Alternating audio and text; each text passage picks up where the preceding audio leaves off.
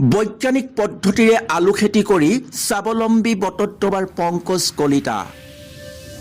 যি সময়ত এটা চৰকাৰী চাকৰিৰ বাবে হাবাথুৰি খাই শিক্ষিত নিবনুৱা যুৱকে বহিৰাজ্যলৈ ঢাপলি মেলিছে, সেই সময়তে কৃষি কৰ্মৰে সেউজ বিপ্লৱ কঢ়িয়াই আনিছে বটদ্ৰৱাৰ পংকজে।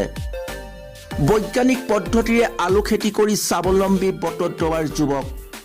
শিক্ষিত যুৱকজনৰ নাম পংকজ কলিতা।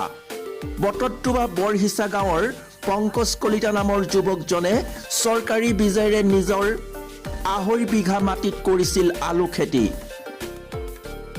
চৰকাৰে যোগান ধৰা উন্নত মানৰ সূৰ্যমুখী আলু খেতি কৰি এতিয়া দাঙি ধৰিছে স্বাৱলম্বিতাৰ এক বিৰল নিদৰ্শন। 3 মাহে যুৱকজনে নিজৰ গাৰ ঘাম মাটিত পেলাই কৰা কষ্টৰ অন্তত এতিয়া কৃষকজনৰ মুখত দেখিবলৈ পোৱা গৈছে অনাবিল আনন্দ।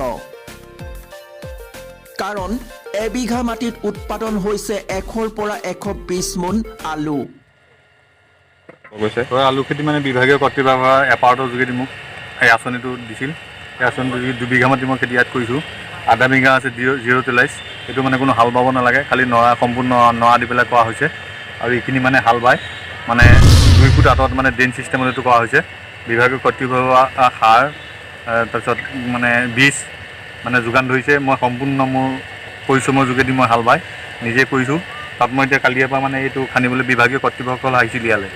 এপাৰ্টৰ মানুহ আহিছিল, তেখেতসকলে খান্দি পেলাই। অকল আলু খেতিয়েই নহয়, এই যুৱক কৃষকজনে ধান মাকৈকে ধৰি কৃষি বিভাগৰ পৰা পৰামৰ্শ লৈ কৰি গৈছে ইটোৰ পিছত সিটো বতৰৰ খেতি। শিক্ষিত হৈও কৃষি কৰ্মৰে সেউজ বিপ্লৱ কঢ়িয়াই অনা পংকজ কলিতা আন 10জনৰ বাবে হৈ পৰিছে আদৰ্শ। সেয়েহে এটা চাকৰিৰ বাবে হাবাথুৰি খাই নুফুৰি কৃষি কৰ্মৰেও যে স্বাৱলম্বী হ'ব পাৰি, তাকেই প্ৰমাণ কৰিলে এইগৰাকী বটদ্ৰৱাৰ শিক্ষিত যুৱকে। টুকটুকিৰ পৰা আবুল হুছেইনৰ ৰিপৰ্ট, হেল্ল' অসম।